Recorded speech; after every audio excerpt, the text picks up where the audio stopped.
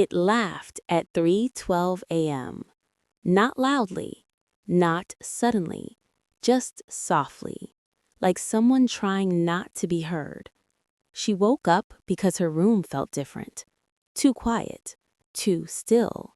Then she heard it again, a short, breathy sound, almost like a quiet chuckle. Her eyes adjusted to the dark. The only light in the room was a small LED ring on her smart speaker, glowing, active. She hadn't said the wake word. She hadn't set an alarm. She hadn't played music before sleeping, and she lived alone. The speaker made a faint static noise, then silence. Her heart started pounding. Maybe it was an update. Maybe it activated by mistake. She whispered, "Hello." No response, just darkness. Then, a tiny crackling sound, followed by something that sounded almost human. Not a full laugh, but the end of one, as if she'd missed the beginning. She slowly reached for her phone, checked the time, 3:12 a.m., and that's when the speaker's light ring slowly turned off, like something had just finished listening. She didn't move for a full minute. The room felt heavier now, like the air had thickened. She grabbed her phone and opened the smart speaker app. Device status, online. Last activity, 3:12 a.m. Command detected. Her chest tightened. Command? She hadn't said anything. She opened the activity history. There it was. 3:12:07 a.m. Audio not recognized. She stared at it. If the device didn't recognize the command, why did it activate? She tapped the audio playback option. Every activation stores a short recording. Her thumb hovered. For a second, she thought about not pressing it, but she did. The playback started. At first, it was silence, then faint fabric movement, her blanket shifting. Then, a small sound, breathy, broken, almost like someone exhaling through a smile. It wasn't a full laugh, but it definitely wasn't random static. And right after that sound, the speaker activation tone, meaning the device thought it heard the wake word. Her stomach dropped, because the sound that triggered it was not her voice. She replayed it 3 times. Each time it sounded slightly different, like her brain was trying to make sense of it. She whispered toward the device, "Why did you turn on?" Silence. Then the ring lit up again, for a split second, without her saying the wake word, and turned off. Her pulse spiked, because now it didn't feel like a glitch. It felt responsive. She forced herself to sit up. Panic wouldn't help. There had to be a reason. Smart speakers activate by mistake all the time. TV sounds, outside traffic, neighbors talking. She opened the detailed activity log. There was a waveform attached to the 3:12 a.m. trigger. She zoomed in. The pattern was uneven. Not a clear word, just layered noise. Low hum, soft airflow, then that breathy sound. She checked something else. Sensitivity settings. The microphone sensitivity was set to high, meaning even subtle sounds could trigger it. She lowered it immediately. Then she remembered something important. Earlier that evening, she had watched a show in her bedroom, volume low, background dialogue playing for hours. What if the device had misinterpreted a sound echoing from the TV earlier? But the TV was off at 3 a.m. Then another possibility. Apartments share walls. She opened her window slightly, listened carefully. Distant noise from outside, a car passing, wind moving through the alley, and then she heard it. From somewhere far down the building corridor, a faint laugh. Very faint. Someone walking past, maybe coming home late. The sound traveled through the hallway, through the thin door, muffled, distorted, exactly the kind of broken audio that could confuse a voice assistant. Her brain connected the dots. external sound, muffled by walls, processed by a highly sensitive microphone, compressed, replayed back in a silent bedroom. That would explain the audio not recognized. It heard something, just not clearly enough. But one thing still bothered her. When she replayed the activation clip again, the breathy sound was followed by something softer, almost like the end of a word.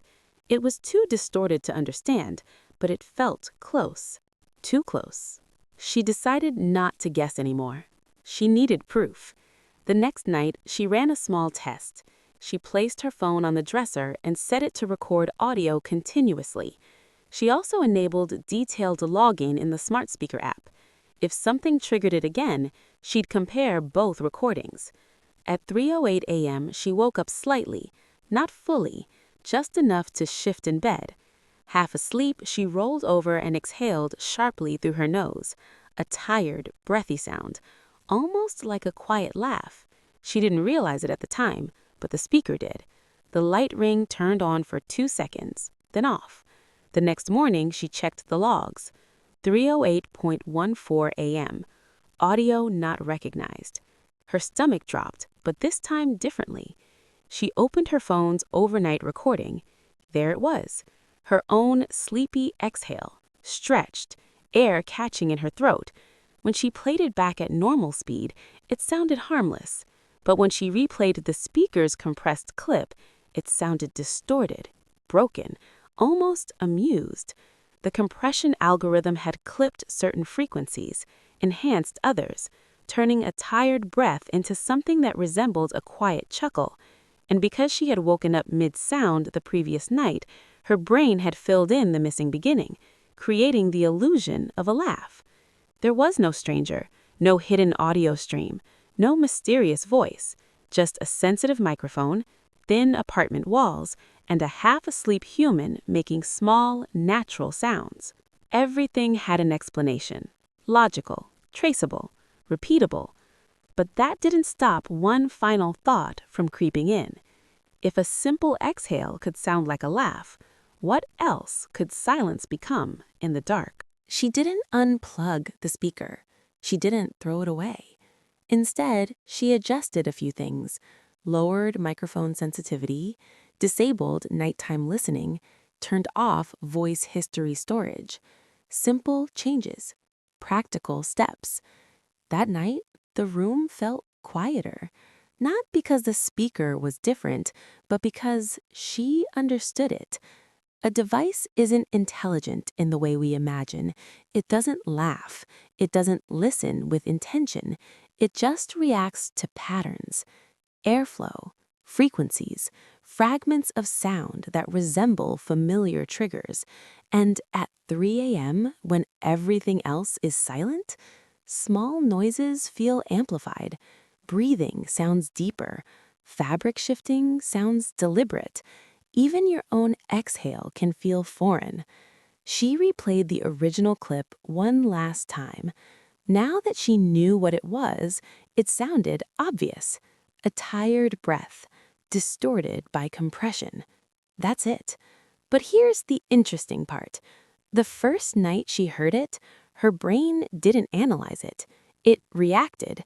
Because when something sounds human in the dark, your survival instinct activates before logic does. And that's why it felt real.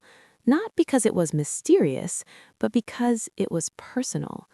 Even after she solved it, even after she proved it was her own breath, 3 a.m. didn't feel the same.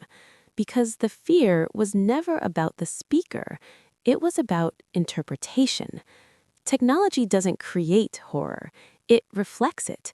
Smart devices are trained to detect patterns in chaos. Your brain is trained to do the same. When both systems misinterpret noise at the same time, the result feels intentional, human, personal. At night, your senses are sharper, your imagination is faster, your logic is slower. So when she heard something that resembled a laugh, her mind completed the sound before the audio did. That's the unsettling truth. The dark doesn't need to produce a voice. Your brain will supply one if the patter is close enough. And once you think something reacted to you, every light blink feels like a response. Every activation feels aware. So tonight, if your smart speaker's light turns on for no reason, will you check the sensitivity settings first, or will you listen for the rest of the laugh?